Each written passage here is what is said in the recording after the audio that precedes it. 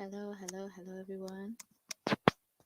Welcome to another Jackie Speaks Live. My name is Jackie. If this is your first time coming across one of my videos or my live streams, welcome. On this corner of YouTube, I discuss narcissistic abuse recovery, specifically in a family dynamic. I expose the narcissistic family dynamic. I shatter false beliefs about the narcissist and you, false beliefs that fed you about yourself, and expose the narcissist for who they are and help you get your life back on track. So, if that is something you need or you feel like would be helpful for you in the healing process, please stay tuned for the rest of the live. This is a really interesting topic I'm discussing today, and I feel like it could help a lot of people. It's how narcissistic parents basically, number one, feel like they own their children, like their children are an extension of themselves. And number two, keep their children almost dependent on them by infantilizing the infant. I can never pronounce this word, but they treat them like children to the point where it's hard for them to make their own decisions when they grow up. And this is done specifically to make sure that their children are always around, always with them, and never leave them so they can continue getting supply from them. So, how do they do this? How do you know that has happened to you? How does it show up in your life? For example, let's say the narcissistic parent won't let you make your own decisions. You want to do something or whatever, they have to make the decisions for you. They won't allow you to think for yourself. And even on the odd chances that you do make your own decisions, they will heavily criticize that to the point where you almost stop and you wait for their approval before you do something. They make you feel incompetent every time you try something new. Even with things that you already know how to do, they still make you feel incompetent sometimes. They could always be stepping in, like, oh, let me just do it myself. Let me just take care of it. You don't know what you're doing, type of attitude. And this doesn't even stop when the kids get older. It carries on. They carry on the parent-child dynamic, even with like this toxic parent-child dynamic, even with older kids. And this can make their children feel like, the narcissistic parent has all the power.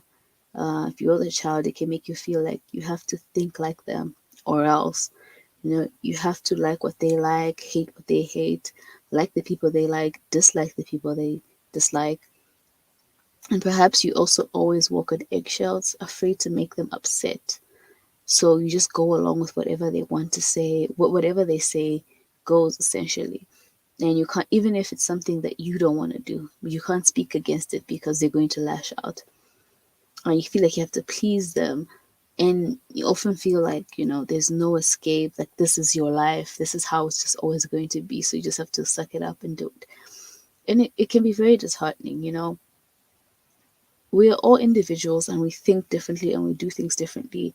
What one person might find boring, another person might be extremely excited by it. That's just how people are.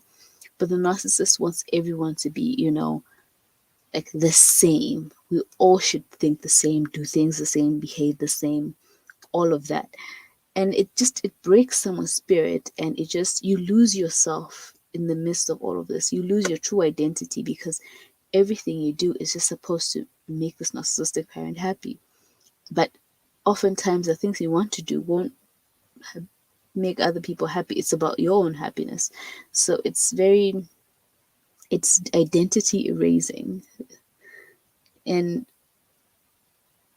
why do they do this? Like I said, this is I cannot pronounce this word, but infantilization. Basically, I cannot pronounce that word. I don't know why. Basically, prolong the infant stage, and narcissists are notorious for this. They will treat their children like they're much younger than their actual age. They do this because they see their children as an extension of themselves. And as the child gets older, they afraid that they will become independent and run away from them, and basically the narcissistic parent won't have supply. Because remember, everything that in a family, narcissistic family dynamic, or with a narcissist, everything revolves around them getting their supply. And if they're in danger of losing their supply, they will step in and try everything they can to get that supply back. So they are threatened by your freedom. So they will constantly undermine you and feel like you need to get their approval and you need to do things their way. If you try to assert your freedom, they will try to pull you back in, and the pulling you back in usually involves a lot of criticism, a lot of negative talk, trying to push you down so that you fall in line with what they're trying to do.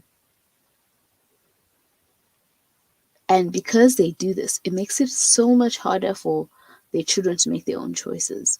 Um, Adults who grew up in a narcissistic family often struggle with like trusting themselves, just making basic decisions and trusting their own intuition and their own judgment. It's really difficult because a lot of you were taught essentially to not trust yourself.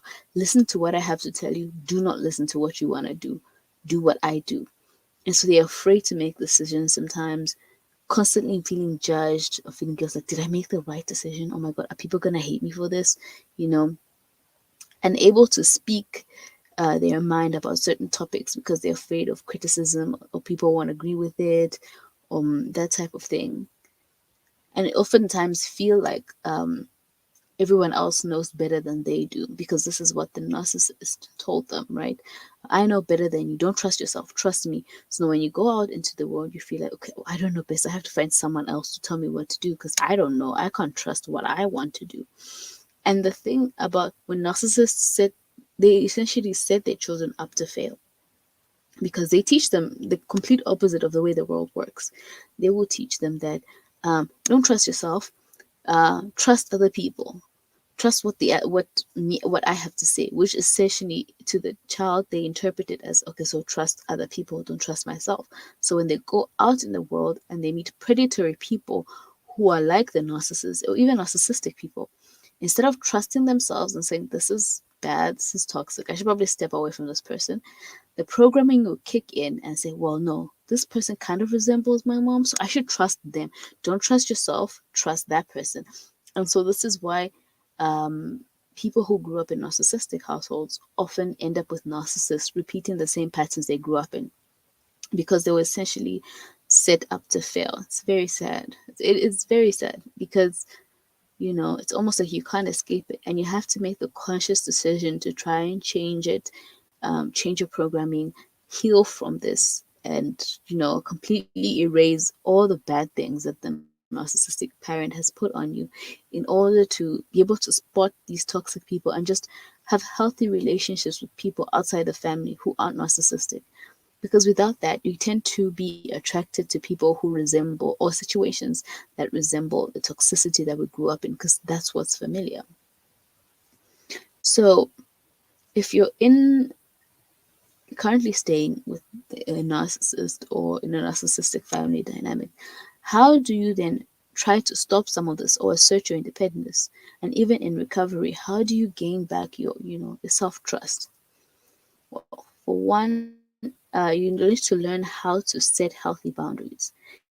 If you don't want to do something, don't do it. If you disagree with a narcissistic parent, disagree with them and stand by that. Don't feel like you have to, you don't have to agree or be like them, a clone of them. It's okay to be your own person. That's perfectly fine. That's why you were made the way you were made. Everyone is beautifully and wonderfully made as they are, and you should lean towards that, just being yourself instead of erasing who you are to please this person who will never be happy. And that's the thing. Trying to please them is almost like a waste because it'll never fill the hole that they have. No matter how many people please, give them supply, they just need more, more, more because they're like a bottomless pit and nothing will ever truly satisfy them. So it really is a waste of your talents, your gifts, whatever it is they've told you to shut out and ignore. So bring that back out, set boundaries. It's okay to be yourself and trusting yourself. You have um opinions, thoughts, and ideas, and it's okay to share them. Now, not with a narcissist because they just act out the way they are, but when you go in the real world and you're talking to people and you're sharing ideas, or just in the real world with non-toxic people, it's okay to, open up about your ideas, share your ideas, and just have normal, healthy conversations with them. Believe it or not, a lot of people don't get upset or triggered when you disagree with them. That just happens with narcissists. In fact, other people like to hear other opinions and different ideas. So it's okay to have healthy conversations with ideas and with other people, sorry, in which you share different ideas, and it's okay. So never feel like you have to, always like agree with.